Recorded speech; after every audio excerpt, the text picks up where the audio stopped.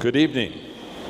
I'm very honored to be with you in Kuwait and very honored to have people sponsor us and make this an evening of leadership and learning how to grow and develop as a leader.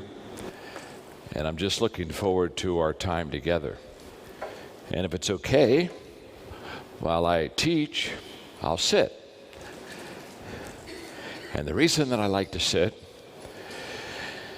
is because although this will be a teaching, it's also a conversation. The best way to connect and communicate with people is by sitting with them, usually eating, and mostly just getting to really know each other. And that's what I want to do now. I want to meet you. You look very smart. You look happy, and I want to just find out who you are. My name is John, and on the count of 3, I'd like you to give me your name. 1, 2, 3. Nice to meet you. My wife, Margaret, and I have been married for 45 years. We have 2 children. We have 5 grandchildren. And grandchildren are just amazing, okay? They're just amazing. We have an expression in the state, a fun expression that says, grandchildren are God's gift to you for not killing your children. You just let your children live, and they give you grandchildren. How many would be grandparents here? If you're a grandparent, would you raise your hand? Oh, a few, huh? Grandparents? Okay. Well, trust me. If you have grandchildren, you hold that baby and that first grandchild in your arm, and you just say to yourself, this is the most beautiful, intelligent baby ever born. No one has to tell you. You just know. And then you ask a question. You look at this grandchild, this grandbaby, and you ask the question, why did intelligence skip a generation? I told that story at a large convention, and I forgot that my son Joel was in the audience. And so when I was done speaking, I went to the green room, and he was there waiting for me.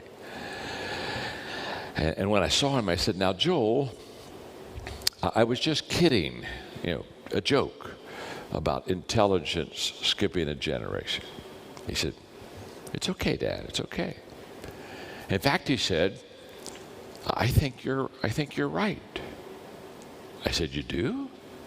He said, yes. He said, I think you're right. He said, just last week, Grandpa and I had that very same discussion. I'm very honored to teach and share with you today. And what I'll do is I'm going to teach for a period of time on leadership. About 7 o'clock, we'll take a break. And then when we come back in, I'll finish my lecture on the 5 levels of leadership, and then I'll answer questions, and we'll do a little bit of Q&A. But I'm just delighted to be with you. Can I have a bottle of water? Is that okay? Oh, thank you. Thank you very much. Perfect. Thank you. My name's John. Nice to meet you. Nice to meet you. I can tell already you're a man of action. Brought the water to me.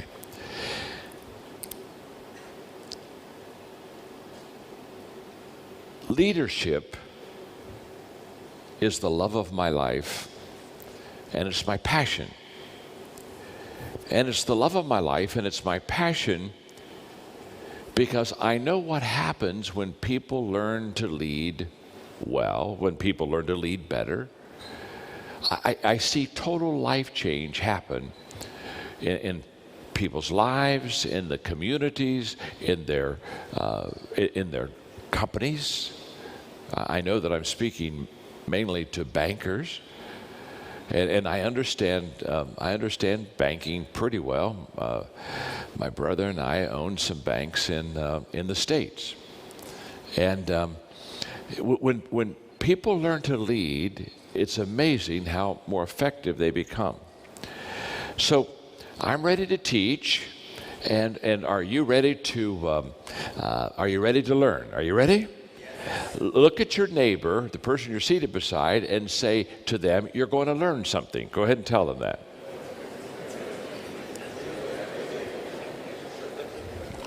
Good. Now, look right back at them and say, that's why I brought you here. That's why I brought you here. I wrote a book about 12 years ago called The 21 Laws of Leadership. Okay? And I want to begin my teaching this evening by talking to you and teaching you two of those laws, okay? Do you have an iPad or paper or anything to take notes on? Because I promise you, I'm going to teach you some things that will add value to you. So let's go. The first law of leadership in the 21 Irrefutable Laws of Leadership is the law of the lid, L-I-D. And the law of the lid says how well you lead determines how well you succeed. This is an amazing law. Now, when I wrote the 21 Irrefutable Laws of Leadership 12 years ago, I had no idea that it would be the best-selling leadership book ever written. It has sold millions of copies. It's sold over 1 million copies in China alone. It's the #1 leadership book in the world. And the law of the lid is so important for all of us to understand and apply if we're going to be successful in our business. Let me illustrate, let me explain. If this hand represents how well I lead, this is John Maxwell's leadership lid right here. This is my leadership capacity. This is how well I lead. This is my leadership lid. Now, if this is how well I lead, this is my leadership lid, and this hand represents my business, my bank. Here's what I know. Here's what I know is true in Kuwait. It's true in the United States. It's true in every country. If this is how well I lead, my leadership lid, and this is my business, my bank, my organization, my company, okay? What the law of the lid teaches is this, that my business will rise up to, but never go higher than my leadership lid. That my leadership puts a lid on my organization. And whatever that is, it determines how successful I'll be. So, let's say I'm an average leader. So, from a 1 to a 10, my leadership is a 5. I'm average.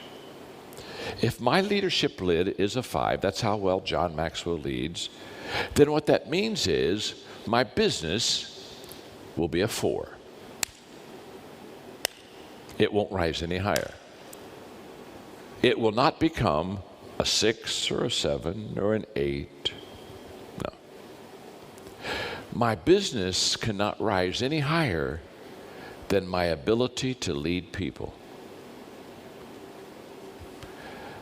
Now, I speak at the great universities of the world. I did the opening session for the United Nations. I speak at West Point. And I can tell you for a fact, history proves, regardless of the country or regardless of the culture, everything rises and falls on leadership. And history proves that you nor I can build our business beyond our ability to lead. Now, That's an amazing statement. People ask me all the time. I do mentoring for Microsoft. In fact, the CEO of Microsoft I've mentored for 20 years. I do mentoring for Delta Airlines and the biggest companies in America. And people come to me all the time and they'll say, John, how do I grow my company? How do I grow my organization? Very simple. Grow your leaders. The more leaders you have in your company, and the better leaders that you have in your company, will determine the success of your company. That's a fact. In the history of the world, not one time has a government, a company, education, not one time have any of those entities been able to bypass, go above, and keep growing when the leadership level stays the same. That's a fact. So what that means to me, what that means to you, what it means to all of us in this room today is that the better we learn to lead and the better leader that we become, the more potential we have of growing and developing our companies.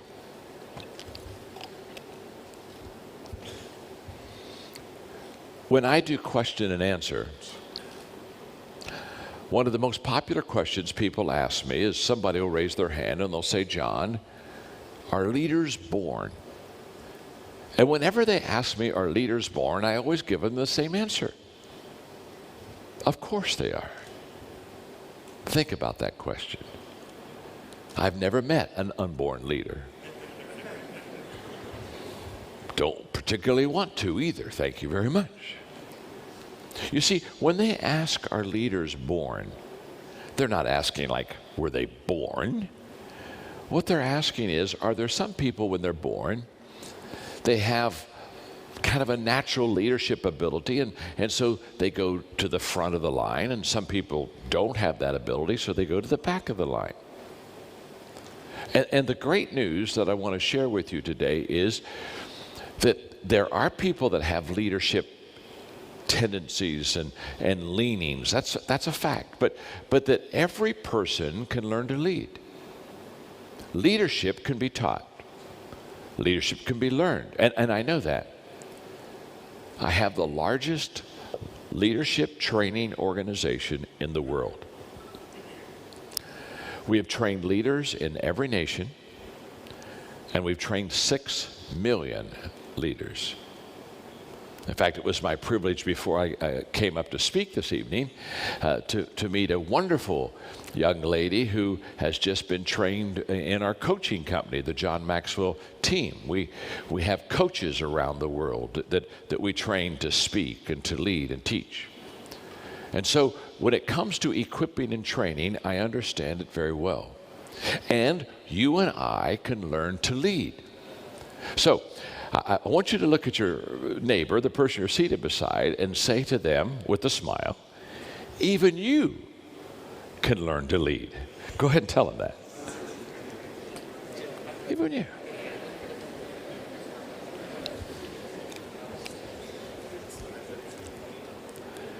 Okay.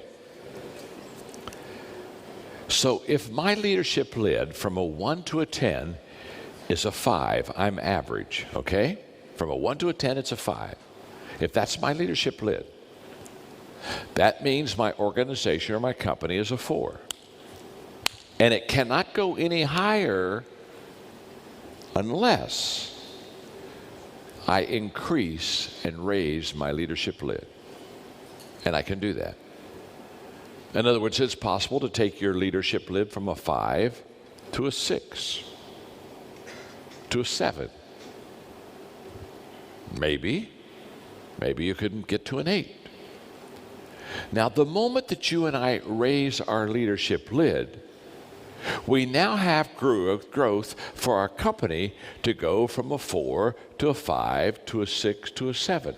Our organization will fill the gap or the vacancy once we raise the leadership lid. Everything rises and falls on leadership. The moment that we truly understand that, and then the moment that we truly realize that we can become a better leader, that we can grow, that we can learn leadership, things begin to be amazing.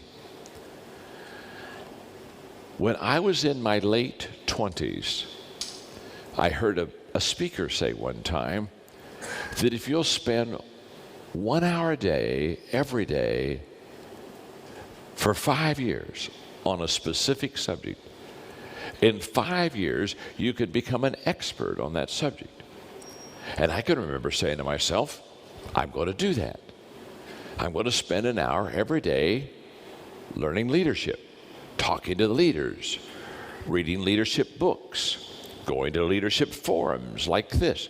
I'm going to commit myself every day to learn how to lead. Now, that was 40 years ago. I still, every day, practice leadership, learn leadership, talk to leaders, and study leadership. Because I've learned that the more you know, the more you know you don't know. And so what happens is, when you begin to increase capacity, something beautiful happens. Capacity increases. And we begin to be much better, much bigger, much more effective than we would ever have thought possible. So, the law of the lid is a very important lid to help us understand that how well we lead determines how well we will succeed. Now, let me share with you a second law that I want to give that's just as important as the law of the lid. And by the way, the 21 Irrefutable Laws of Leadership is in 47 languages. It's been taught in every country. And the word laws are important because the 21 laws of leadership aren't thoughts or principles or good ideas. They're laws. In other words, they work. And to make sure that they work, for 2 years we tested them. We tested them based on gender, on culture, based on time. In other words, these 21 laws would work 500 years ago. These 21 laws would have worked 1,000 years ago. In other words, they rise above time, they rise above culture. In fact, I can still remember doing a major teaching on the 21 laws of leadership. And during a break, I was signing books. And a gentleman came up to me with my book, and so I started to sign it. And he said, I've read the 21 Laws of Leadership, and I disagree with one of your laws. And I smiled, and I said, that's okay. And started to sign his book, and he stopped me. He said, no. He said, you didn't hear me. He said, I've read your 21 Laws of Leadership, and I disagree with one of your laws. And I smiled again. I said, I heard you. It's okay. And I signed the book. I handed it back to him, but he didn't move. Stayed right there. He said, I don't think you have heard me yet. I don't agree with one of your laws. And I said, I hear you. It's okay. It's okay. I smiled at him and I said, I didn't write the book to make you happy. I wrote the book to help you. I'm a leader, not a clown. And I don't care whether you like the law or not. That's like a person saying to me, John, I disagree with the law of gravity. I don't care. But I'll tell you what, go to a 4-story building, jump off the top, you'll buy into the law of gravity. You see, the laws don't care whether you like them or not. They don't even care whether you obey them. They're the laws. And the laws of leadership, regardless of time, regardless of culture, regardless of gender, they just work. And one of the laws of leadership that I want to talk to you about is the law of process. And the law of process says leaders develop daily, not in a day. This incredible leadership law says it takes time to learn how to lead, that it takes time to become a good leader, that it's not something you do immediately or quickly. It's not something that you become after you read one book or you come to one event.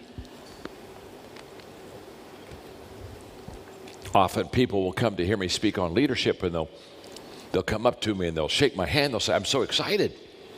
I'm going to hear you talk on leadership, and today I'm going to become a leader." And I said, no, you're not. Now, today you may begin your leadership journey, but you're not going to become a leader in one session or reading one book. You're not that good, nor am I that good. It takes time. It's a process. And so, as we think of leadership, what we need to do is understand that today we begin the journey. And as we begin the journey today, what we also need to understand is that it's a process. In other words, it will take time to develop great leadership skills. I've been writing leadership books. In fact, I've written over 80 books. In fact, I've written more material on leadership than any man that's ever lived. And yet, I'm still learning how to lead. I'm still growing as a leader. So look at the person you're sitting beside and say to them, it's going to take you a while to be a great leader. Go ahead and tell them. It's going to take you a while. Okay? Sure. In fact, look right back at them and say, for you, it may take a real long while, okay? This may be a long process. Now, everywhere I go, whether it's companies, governments, educational institutions, health companies, regardless of where I go, people want to develop leaders. In fact, people call me in all the time and say, we want you to teach us leadership. We need better leaders. We need more leaders. The teaching leadership is always in high demand. This is the last stop of an international tour that 8 days ago I started in Namibia, Africa, and South Africa, and I'm making my way through, and tomorrow I go home. But regardless of the country, regardless of what kind of a company, they always want more, they need more and better leaders. And so they'll say, John, can you help us develop great leaders fast? Can't do it. It's impossible. It takes time. You see, too many times we try to microwave leaders. We put them we get our company leadership microwave and we put our leaders in there and we push some numbers and then we zap them. And we hope that they'll come out as great leaders. It takes time. So to help us understand the process of leadership, this evening I'm going to teach you the 5 levels of leadership. Because leadership is not one place, it's not one situation, it's not one position. There are 5 levels. And I have been teaching the 5 levels of leadership for 30 years. When I go to West Point, they want me to teach the 5 levels of leadership. When Delta Airlines 8 years ago filed Chapter 11 and was financially in trouble, the president, CEO, sat down with me and said, John, if you were leading this company, what would you do? And I said, very simply, you have an airline company, but you don't have a leadership culture. And because you don't have a leadership culture, you're not reaching your potential. And so they brought in 3,500 of their employees around the world, and for a day I taught them the 5 levels of leadership. I shared with them, if you want to develop a leadership culture, if you want to develop a company that really understands leadership, you've got to understand the 5 levels of leadership. By the way, what I'm about to teach this evening and share with you, if you understand and if you relate it and if you apply it to yourself and to your company, over time you will develop a leadership culture. Listen carefully. Culture is much more important than vision. When leaders think of running and building a company, they think of vision. And they say, well, look, here's where we're going. And they cast this beautiful, clear vision of this is what we want to become. This is where we're going. That's vision. And that vision, with a beautiful picture and shared well, becomes a catalyst. It becomes the fuel to help that company get there. But culture is much more important than vision. In fact, 100 to 1, culture is more important.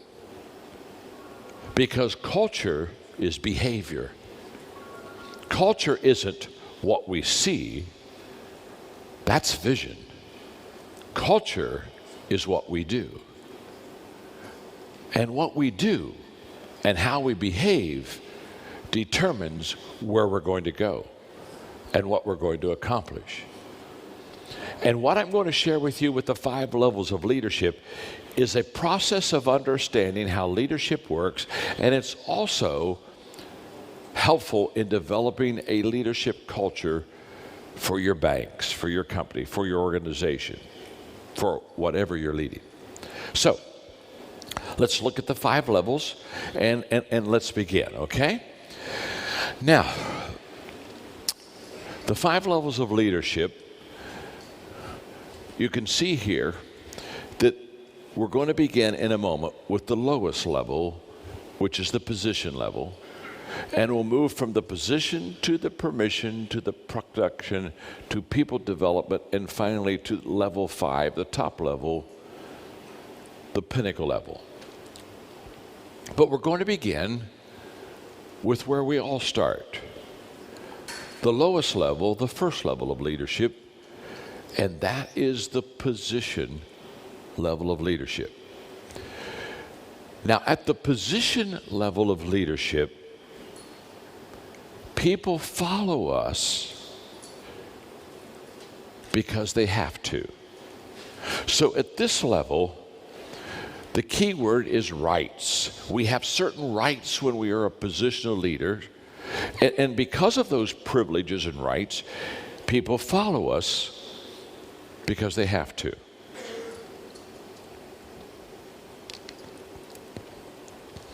When I'm interviewed by magazines and on television, many times people come to me and they'll say, John, of all the things that you know about leadership, what is the biggest mistake that people make? And I always share with them the biggest mistake that people make is thinking that if they have a leadership position, that somehow that makes them a great leader. And what I want you to know is level 1 is where we all start. We get a title, we get a position. But level 1 leadership is not the highest level. It's the lowest.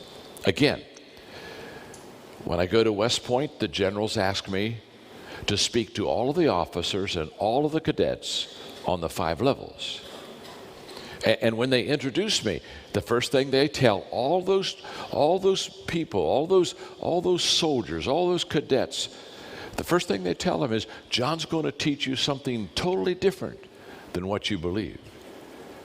He's going to teach you that position's the lowest level. It's the starting level. Nothing wrong with it. But it's the beginning, not the end. Now, who's asking me to teach this? Generals, leaders of armies, armies that have titles and armies that have position and rank, and you lead out of that position. But you see, those generals understand that although you may have a position of leadership, it's not the highest level. In fact, it's the first level. Now, we all start at level 1. That's how I got started. That's probably how you got started. We get a job, or we get a title, or we get a position.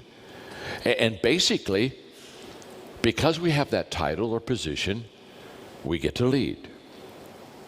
What you have to know and understand is this: just because you have a leadership position doesn't mean you're a good leader. I know many people, they have the position of a leader, but they're not a good leader. But because you have a position, people follow you because they have to. In other words, they have no choice.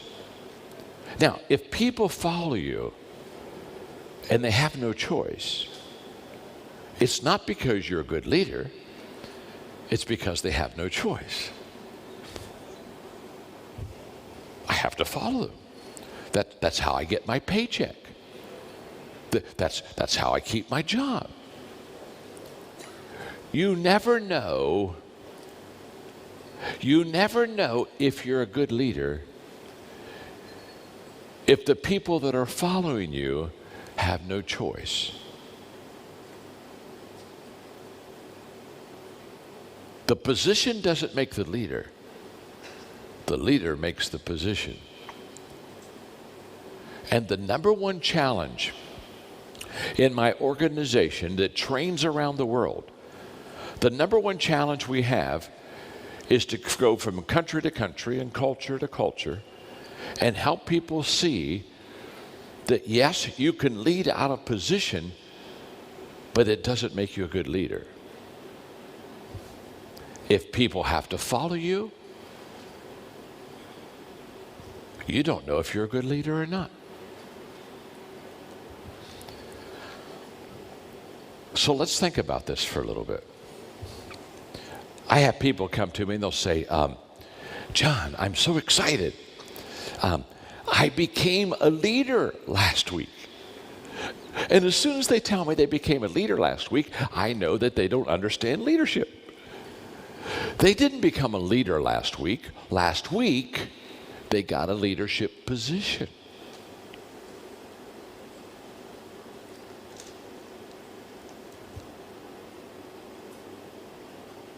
And a position doesn't prove your leadership. I was doing a all-day teaching to basically the top 100 companies in America, the CEOs. They were spending a day, and I was teaching them the 21 laws of leadership, and we were doing Q&A. And during a Q&A time, one of the CEOs of one of the companies said, John, I have 3 people in my company that I'm thinking of promoting to a very high senior leadership position. And he said, they all seem to do really well as leaders, but I'm trying to figure out, of the 3, who's the best leader? He said, do you have any suggestions? I said, yes. I said, have those 3 people go out into their community and lead a volunteer project for 6 months. Have them go to some nonprofit organization and have them lead volunteers.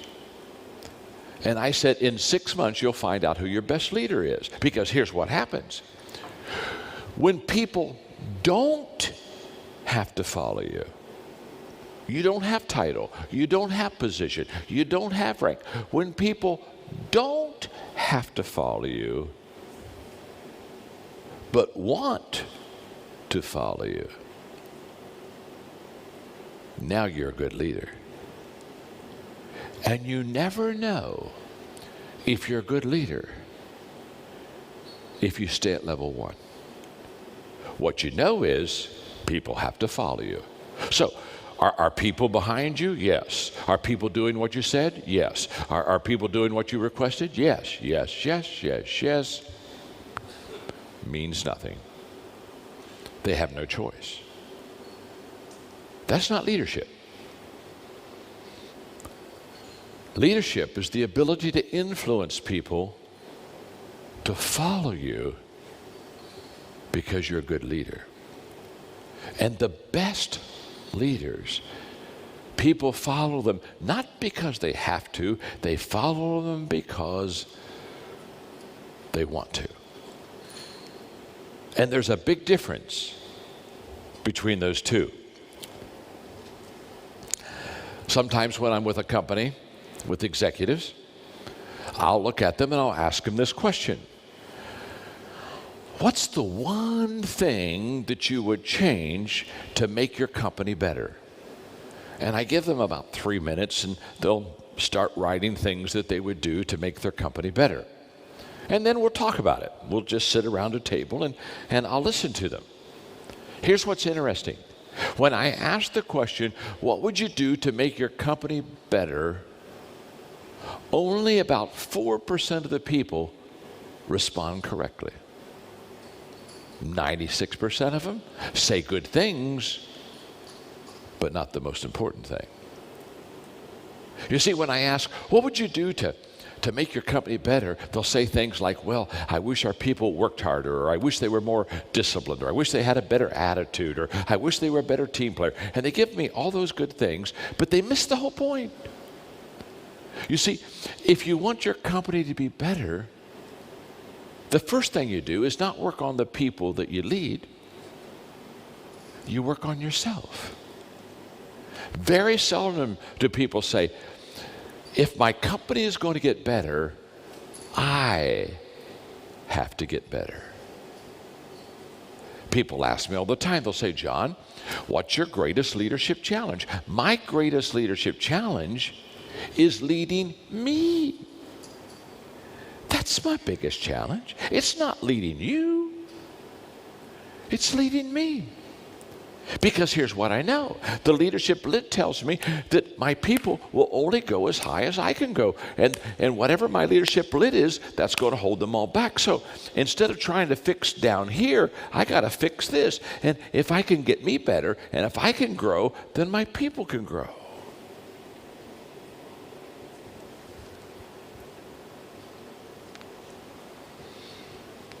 Now, there's a tremendous upside with level number one. And the upside of level number one, the positive about it is, once you get a leadership title and you get a leadership position, it gives you an opportunity to lead. So you get to try out your leadership skills. And of the 5 levels of leadership, for me, it was my greatest area of growth. It was my greatest area of development. Now, here's what I want you to understand.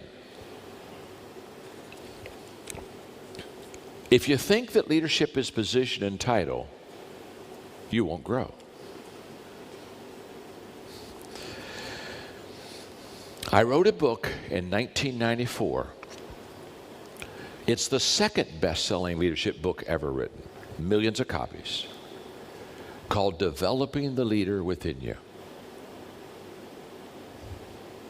Peter Drucker, who was the great management expert for so many years, Peter Drucker told me, he said, John, this is the first book that basically has shared and told people that they can develop themselves as a leader. Up until this time, people thought that leadership was position and title. And so, you see, if I think that all I have to do is have a leadership position, and that makes me a leader, I won't grow, I won't develop, I'll just hold on to my title, I'll hold on to my position. In fact, one of my favorite leadership proverbs is, he that thinketh he leadeth and hath no one following him is only taking a walk. And I know all kind of people, they're taking walks.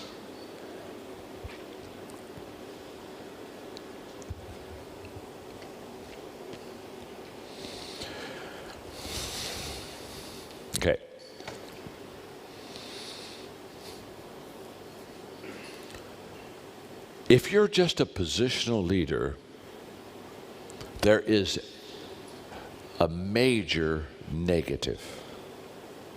And let me give you what that negative is. If you are just a positional leader and you're not developing any more than the fact you have the power, you have the title, you have the position, I'm the boss. Okay, if that is where you are, let me tell you the downside of that leadership. When people follow me, when people follow you because they have to, they don't have any choice. Once they have figured out that they have no choice, that they have to follow you because you're the boss, you're the leader, you got the title. Once they understand that they have no choice, they make a decision. And here's their decision. At the moment they realize they have to follow you, they're not following you because you're a good leader. They're not following you because you're adding value to them. They're not following you. They have to follow you. Once they understand that, they begin to give you very little energy and effort. They begin to ask themselves this question: what's the least that I have to do to keep my job? What's the least I have to do to keep from being fired? And they begin, instead of giving you 100%, they begin to pull back and can I give them 80%? Oh, wow, I wonder if I could give 70%. Ooh, do you think, maybe, could I give 60%? And they'll keep pulling back, and they'll withhold energy, they'll withhold effort from you. That's a fact. They will do as little as possible. So, let's have some fun for a moment. Let me describe to you a level 1 leadership company. This is a company that leads out of title, out of position. Nobody has choices. They got to follow. Okay. If you are a level 1 company, let me tell you what I know about your people. If quitting time, when work is over, is 5 o'clock in the afternoon, if that's quitting time, about 4:30 in the afternoon, everybody's starting to clear their desk. They're clearing it all off, and you say, why are they clearing their desk? Well, they're clearing their desk because they're 30 minutes away from the most important time all day. They get to quit, and they can hardly wait to quit. When they went to work in the morning, their goal was to quit. The most important thing they thought about all day is 5 o'clock. Yes, 5 o'clock. Free at last. Free at last. So 4:30, they're clearing their desk. Why? Because when 5 o'clock comes, they don't want anything to impede the exit. They want to be able to go. They're done. At 4:45, they get up from their desk, and they're walking around the offices, and they're saying goodbye to everybody. Goodbye. Hey, call me tonight. Give me a call. See you. Good to talk to you. Catch you later. Bye. At 4:50, they go to the restroom. They want to be sure to do that on company time. At 4:55, they're back at their desk, but they're not back at their desk to work. No. They're putting on track shoes. And at 4:57, they're counting down. They're ready for the race. 10, 9, 8, 7. And at 5 o'clock, they're gone. They're gone. It's a miracle. You walk through the office and at 5:01 and you say, Where are they? Where did they go? In fact, you run to the window and look out at the parking lot. And when you run to the window, look out the parking lot, much to your surprise, you're seeing the last two cars peel out of the parking lot.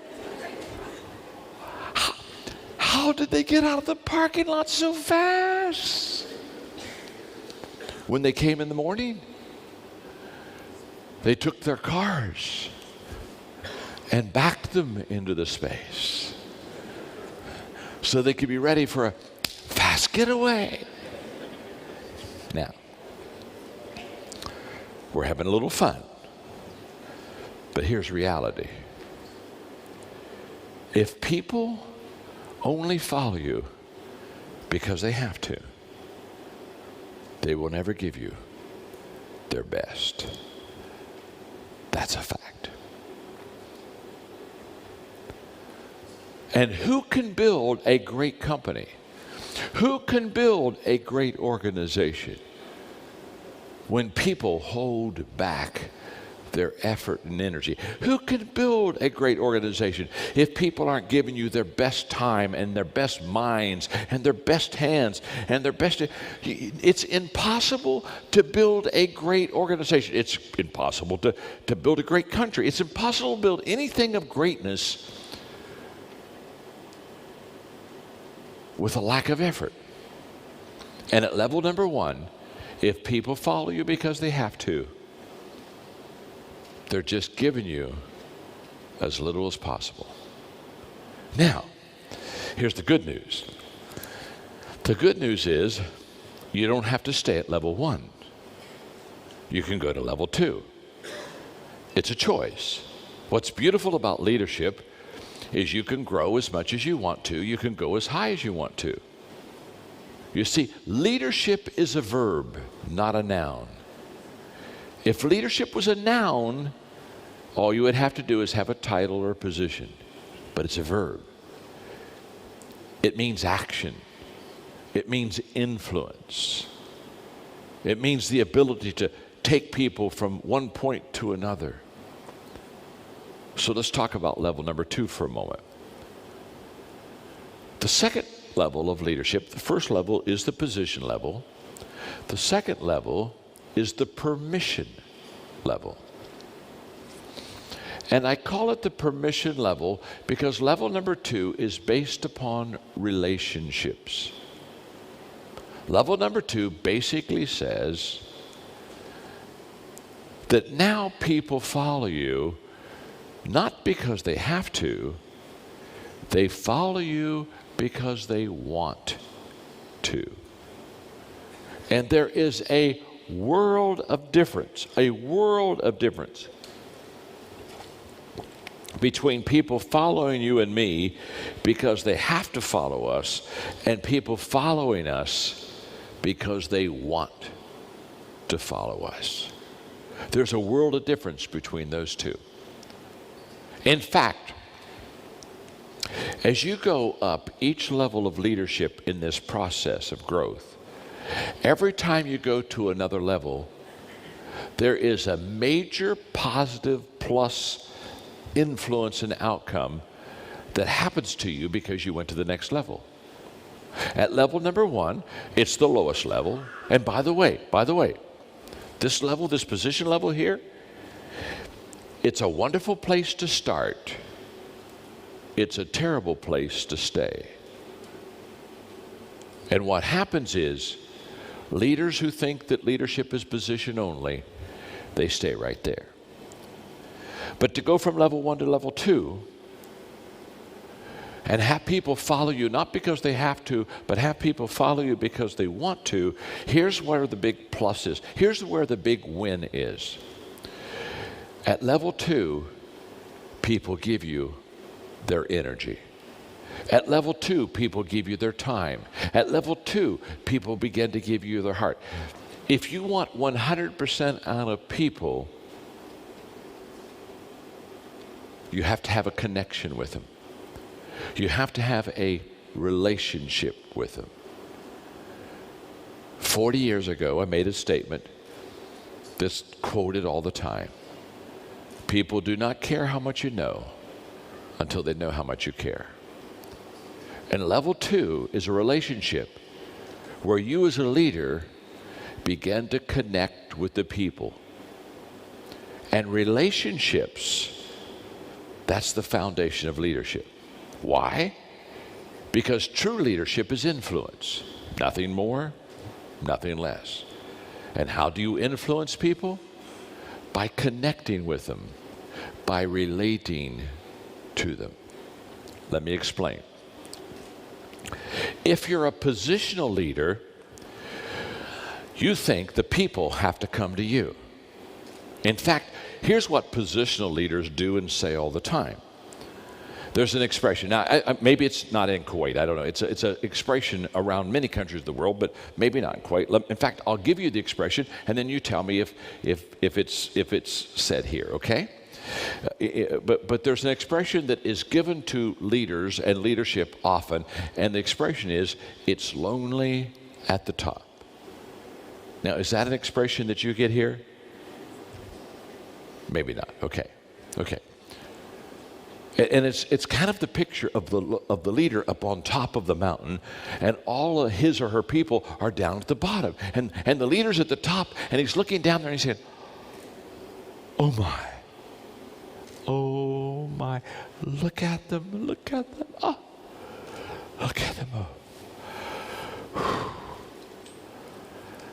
It's lonely at the top." A leader never said that. If you're at the top all alone, you're not a leader. No one's following you. If you're at the top all alone, you're not a leader. You're a hiker. You're doing a hike. Because what do leaders do?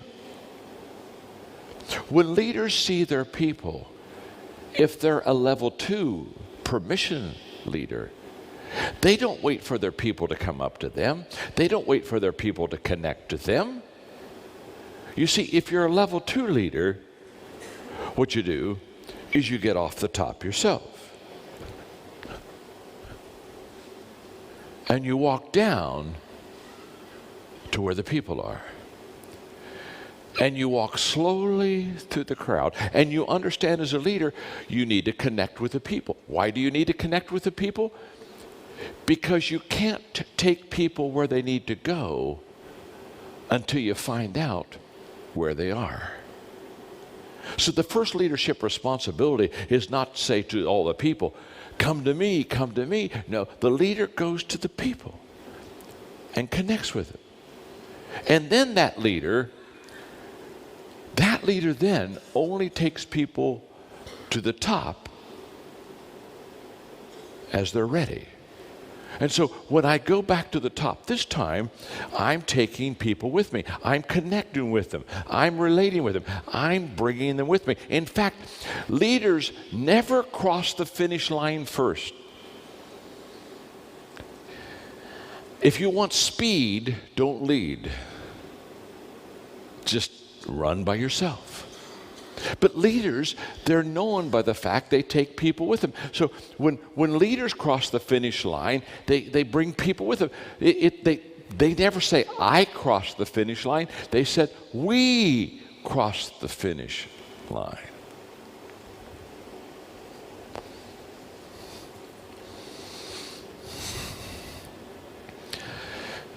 A few years ago, when I did the opening session at the United Nations and spoke to all the ambassadors of the world, they asked me to spend 2 hours teaching leadership. And so I kept asking myself, I've only have 2 hours to teach these world leaders about leadership. What should I teach?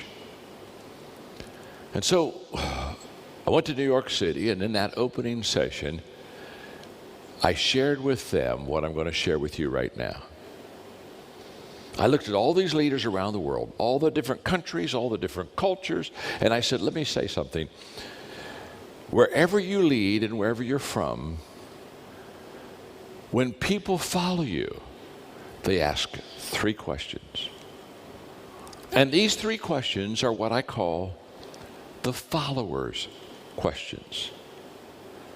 And when they look at myself or when they look at you as leaders, there are three things they're asking themselves. Number one, do you care for me? Do you care for me? Who wants to follow a leader that doesn't care for a person, that doesn't value that person? Do you care for me? Question number two, can you help me? In other words, if I follow you, is it going to get better for me?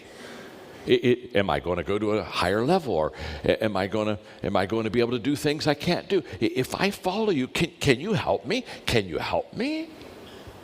That's question two. Question number three, can I trust you? If I follow you, are you going to lead with me in mind?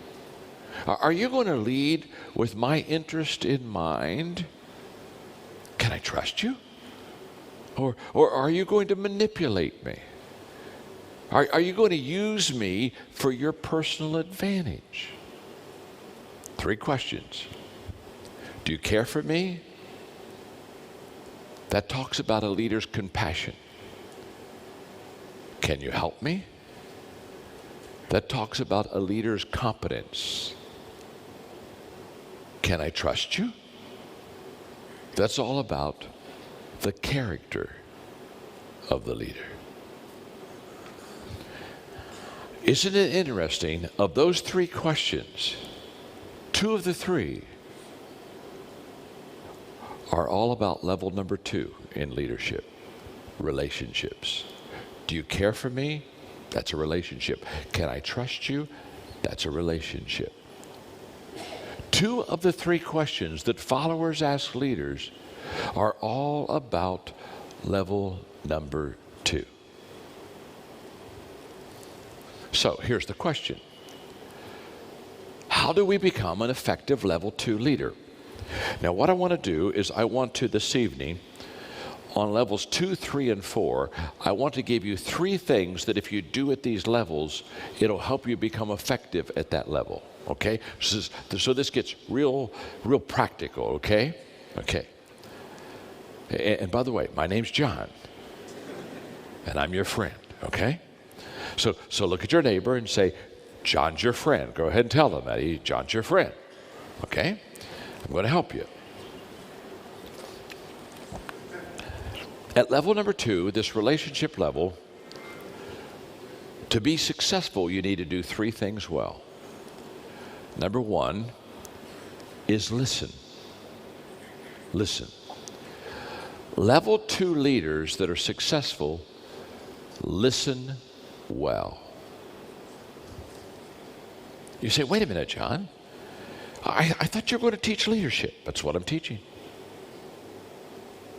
To be a great leader, you have to first be a great listener. And here's why. Leaders connect with their people. How do you connect with people? You don't connect with people by telling them where you are. You connect with people by finding out where they are.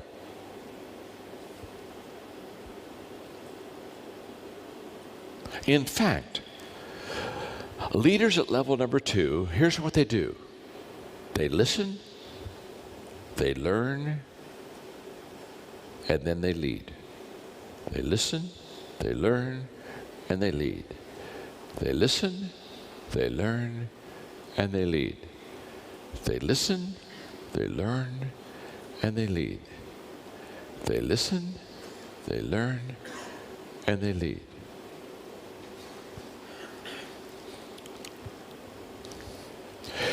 Great leaders get most of their leadership cues from listening. Now, this was a real weakness in my life as a young leader. I was full of energy and I was full of vision, and I was constantly casting vision and getting people and recruiting people and saying, let's go. And I was constantly talking, teaching, leading, speaking, but I wasn't listening. It was all about get on my train and take my journey and come to my mountain. And I can remember very well a day when one of my key staff members, very, very nicely, but with quite a bit of courage, came and said to me, John, you don't listen well. And I said, sure, I listen well. And I tried to cover it up, and she just smiled, and she said, trust me, you don't listen.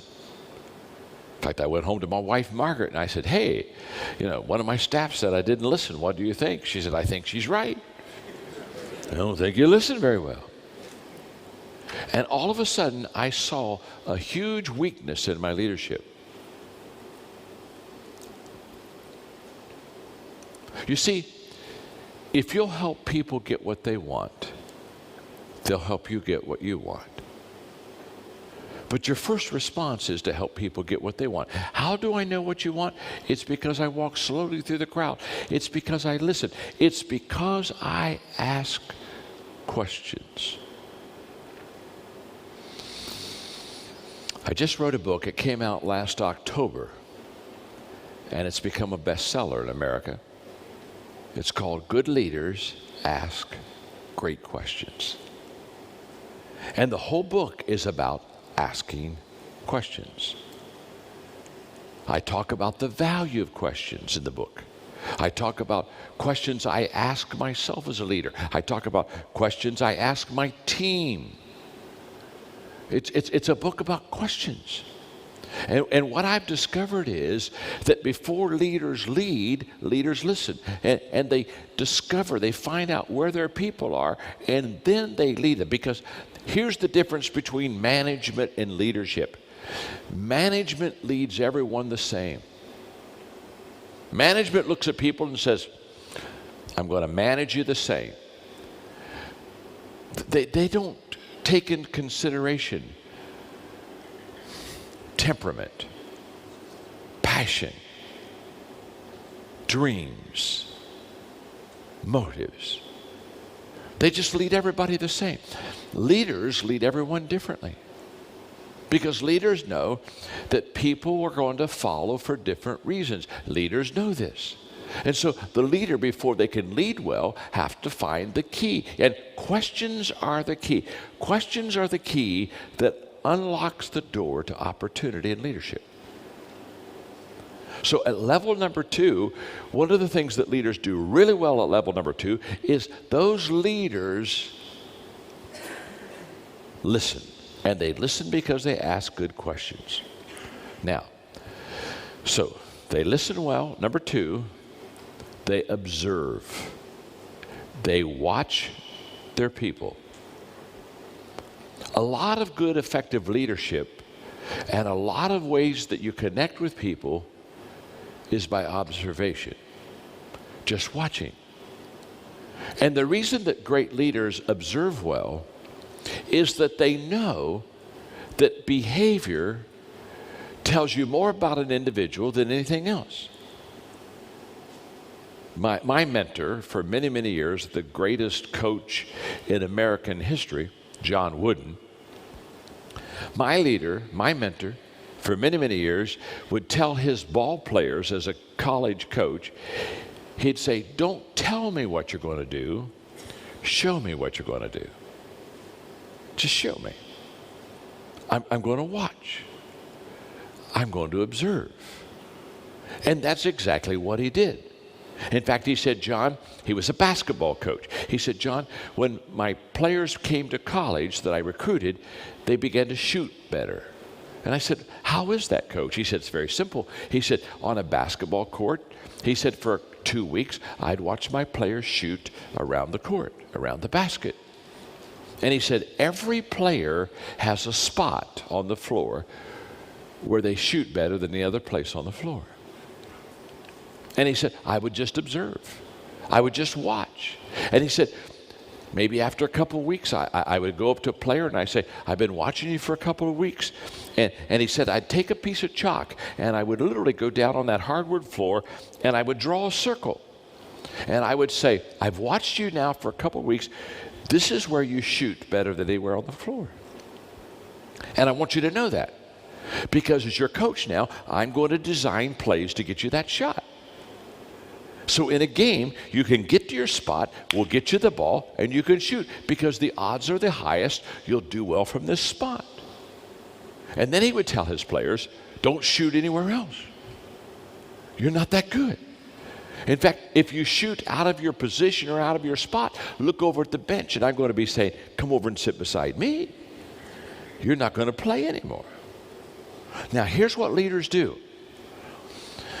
Leaders observe their team because they want to place them in a position for success. So they're constantly asking themselves as leaders, where is the best place for me to put them in the organization that they are going to prosper and do well? Because if I can put them in their best place, it's going to be best for the company. That's what Jim Collins teaches all the time. You know, get your people on the bus, put them on the right seat of the bus. That's what you do. So at level number 2, leaders observe their people well, they listen to their people well, and there's one other thing that they do. They serve their people well. Level 2 leaders understand the value of serving. A level 1 leader doesn't understand this. A level 1 leader, excuse me, I thought the levels were there. A level 1 leader believes that people should serve him or serve her. A level 2 leader has a whole different way of thinking. The reason I used permission here is because people give you permission to lead them. Why do they give you permission to lead them? Because you relate with them and you connect with them and they like you and you like them and you connect together. Now, it's at this level that you begin to serve the people. You say, well, wait a minute, John. I'm the leader. Doesn't matter. I have 4 companies. In fact, Mark Cole, who is the CEO of all 4 companies, is with me on this trip. And we have presidents of each company, but I want to talk just to one person and basically lead through Mark. And so he's the CEO of all 4 of my companies. And he understands, I understand this whole issue of connecting with people and relationships. So when I'm talking to Mark, whether now together or whether it's on the phone, doesn't matter. When we talk every day, I have a question to ask him every day. Mark, how can I serve you? What can I do to help you? Because you're in this daily. What can I do to make it easier and better for you? Now, some of our companies, most of our companies are in Atlanta, Georgia. And if I'm in Atlanta, maybe my wife and I are at a restaurant, I'll have people come up to me sometimes and introduce themselves, and they'll say, Mr. Maxwell, I just got hired by one of your companies. I work for you. And whenever they tell me they work for me, I smile and I stop and say, no. First of all, don't call me Mr. Maxwell. Call me John. I'm your friend. And you don't work for me. Nobody works for me. I don't have slaves. You work with me. I work with you. You help me, I help you. We don't care about titles. We don't care about positions. We care about exceeding expectations and being successful. We care about production. And so I just want you to know, we work together. I'm not over you. I'm beside you. And that's leadership. And that's level 2. Level 2 connects with the people, relates to the people, and they bring the people along with them. Now, the 3rd level of leadership, and I'm just going to give this to you, and then I'm done. Yeah. Prayer times, so they have a hard stop at 7. I just This is Mark Cole, my CEO. Give him a hand. I told you I served him, didn't I? He just told me it was 7 o'clock and it was time for me to shut up.